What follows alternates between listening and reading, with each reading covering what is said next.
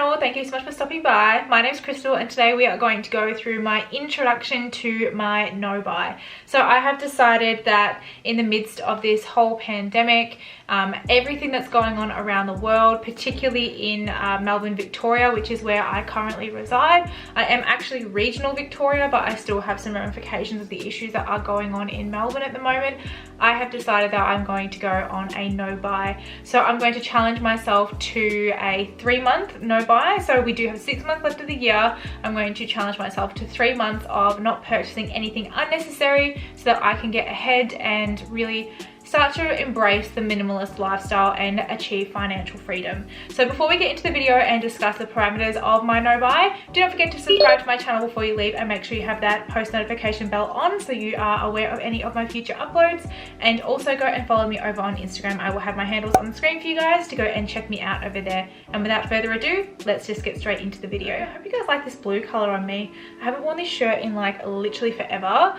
I'll talk about that in this no buy as well, about finding clothes and stuff like that what we have forgotten about. But yeah, let me know if you like this color on me. I'm actually like really vibing with the blue. I like never really wear this shade. So I have decided that this is going to be my introduction to my no buy series. So I'm going to do a series of 3 videos, potentially 4 videos. I'm going to do a 3-month no buy. I'm going to do this initial video, which is going to set the parameters for my no buy, and why I'm going to do a no buy, just so that you guys can get a little bit more of an insight as to what has sparked this whole extreme move, I suppose you could call it.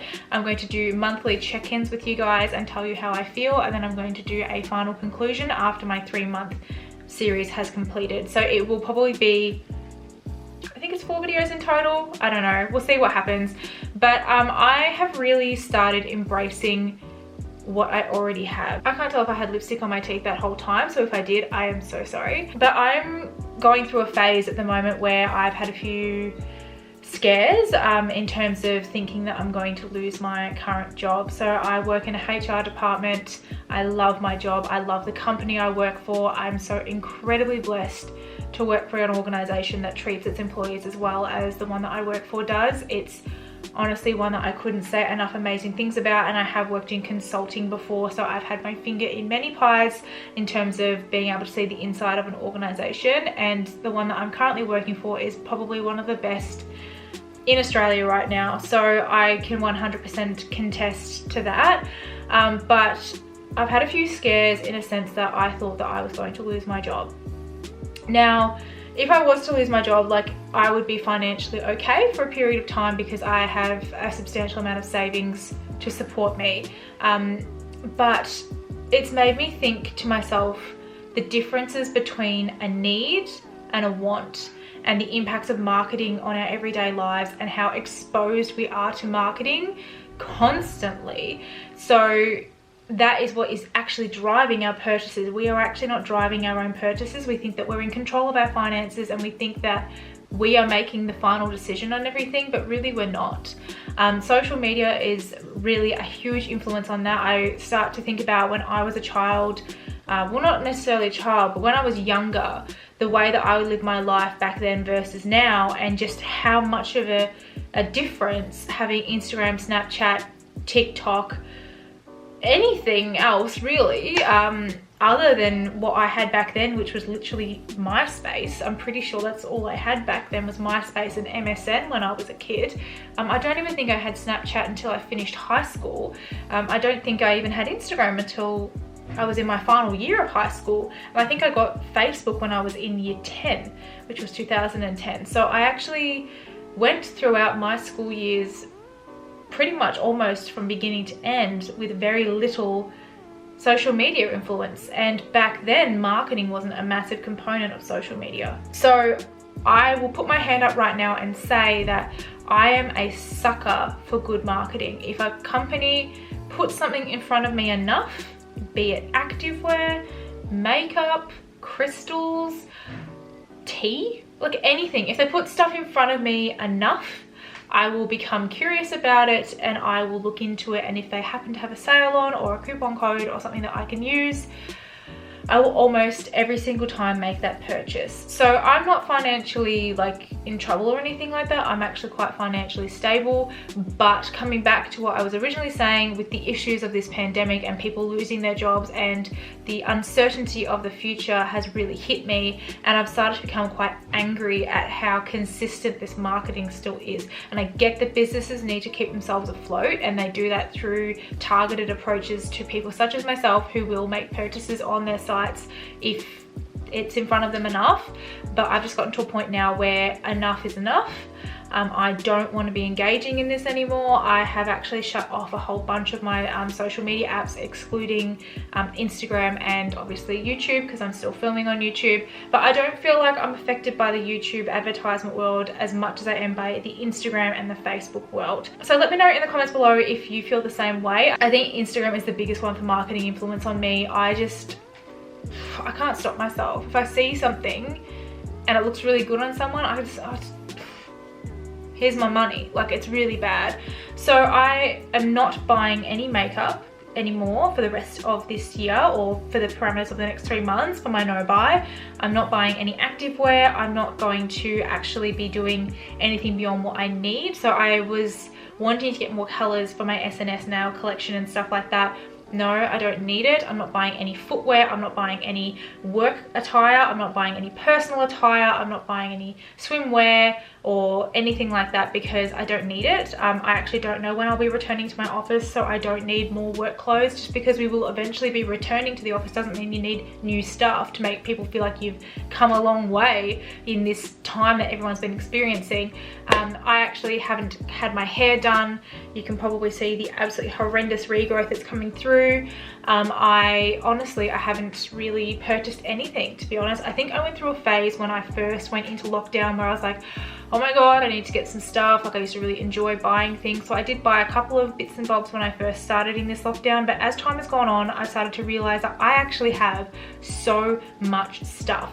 Now, this no buy was sparked in particular when I was going through my wardrobe. So I'm a bit of a clean freak. I don't like too much mess and too much clutter, but sometimes I trick myself into thinking that if something is behind a closed door, or if it's in a wardrobe, or if it's in a box, or if it's in a drawer, it counts as not being clutter or not being overflow or in the way.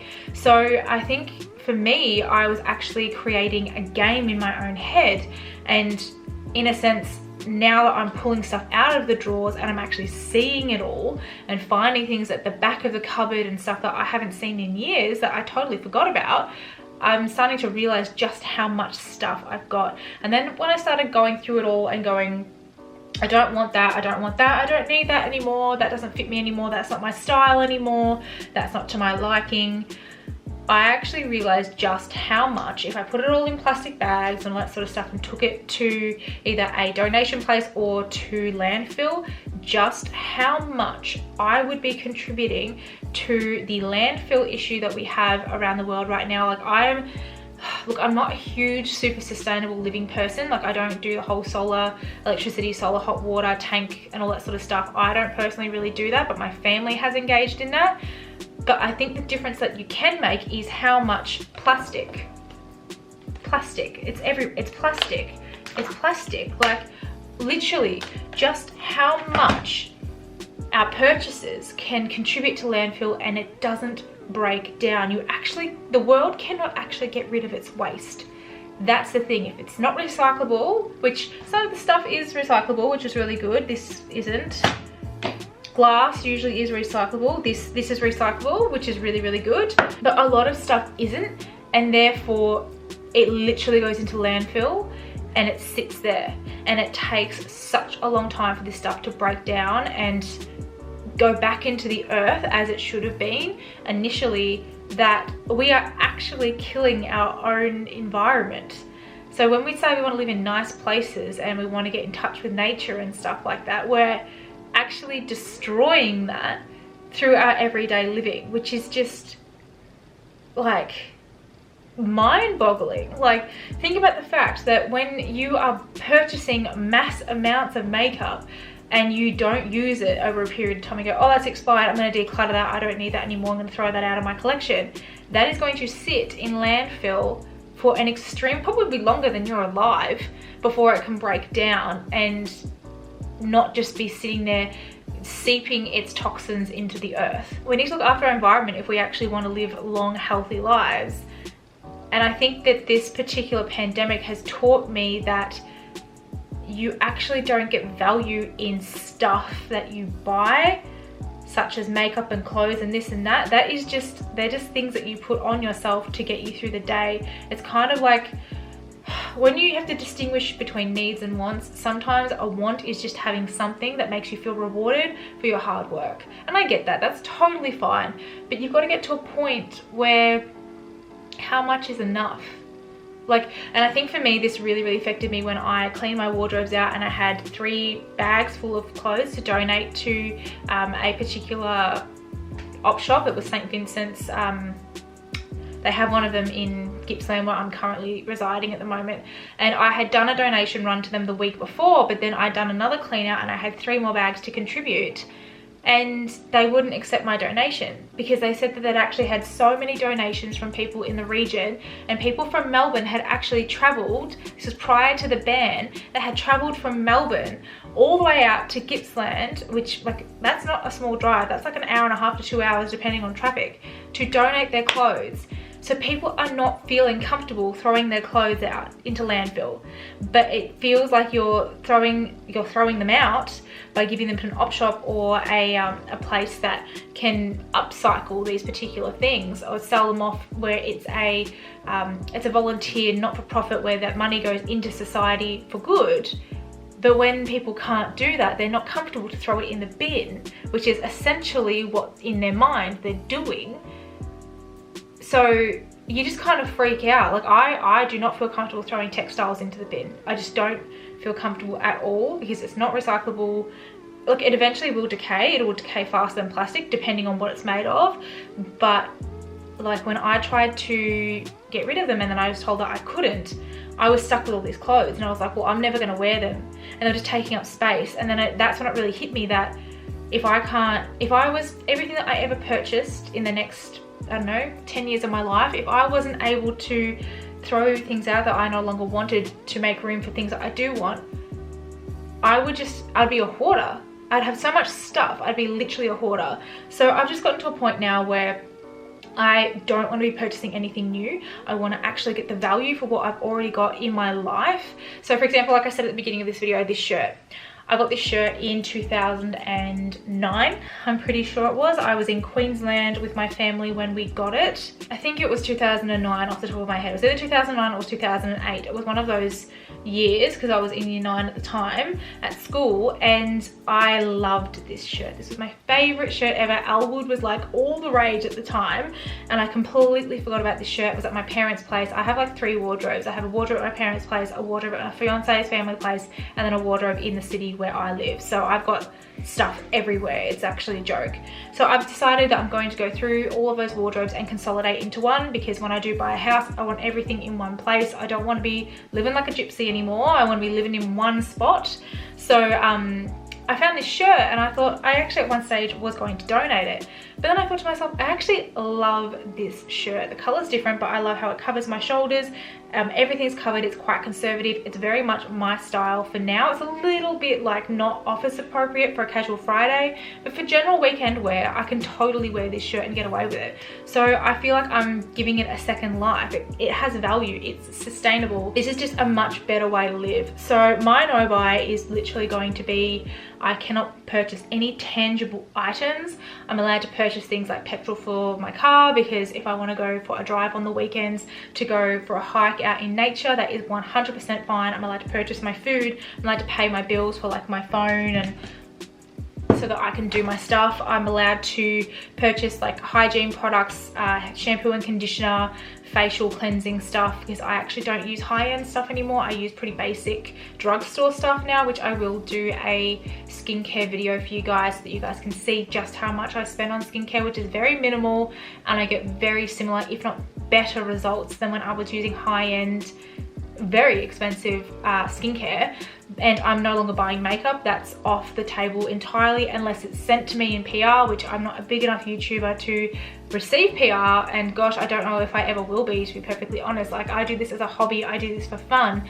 If I received it in PR, I would definitely try it out and I would definitely accept it, but I'm not spending my money on makeup now because I've got so much makeup and it needs to kind of get used, and half of it's expired. I'm using it, I'm not throwing it away. I've spent so much money on this stuff, I'm not throwing it away. But a lot of these things that are unnecessary purchases, I'm actively not going to be purchasing, and I'm going to be actively trying to find life in things that I already have. Shoes that I've completely forgotten about, clothes that I've forgotten about. Like, I'm going to go through all my drawers and see what's in there. Decor, like I'm not buying any decor. Like, I was going to buy a new chair for this room, and then I thought about it and I was like, gosh, you know what? I'll show you something. This is literally my dressing gown. She looks luxe now. I mean, totally different chair. So lush. Why? Like, why spend the money on it? So I really want to be in a position of financial freedom in the next couple of years. And I mean, I'm 26 years old. I'm hoping to start a family by 30, and I just don't want to be spending my money on things or feeling the need to spend my money on things that are completely unnecessary. And that's pretty much it. So I don't really know what else I can say. Please do let me know in the comments below if you are considering going on a no buy, or if you're currently in a no buy. I really want to start making my journey towards minimalism very serious. I feel like that's one thing that I'm really going to step out of 2020 with, is a lot more skills to be a bit more in control when it comes to marketing and my personal spending, and also moving towards a more eco-conscious, minimalist lifestyle that not only gives me the mental space to be happy and stress-free and not concerned with commercial items, but also be financially free. Have a lot more free money to do things and live experiences that will be rewarding for me mentally in the long term. So that's pretty much everything from me. Thank you so much for making it to the end of this video, and do not forget to subscribe and give it a big thumbs up if you like videos like this, and if you are keen to see more things on minimalism and spirituality and stuff like that. I do love makeup. Like, this channel is predominantly about makeup, but I am starting to diversify into minimalism and spirituality and talk about things like scripting and gratitude journaling and stuff as well. So do not forget to subscribe and give this video a big thumbs up, and I will see you guys next time. I hope you have a lovely day and keep safe and well. Thanks guys. Bye.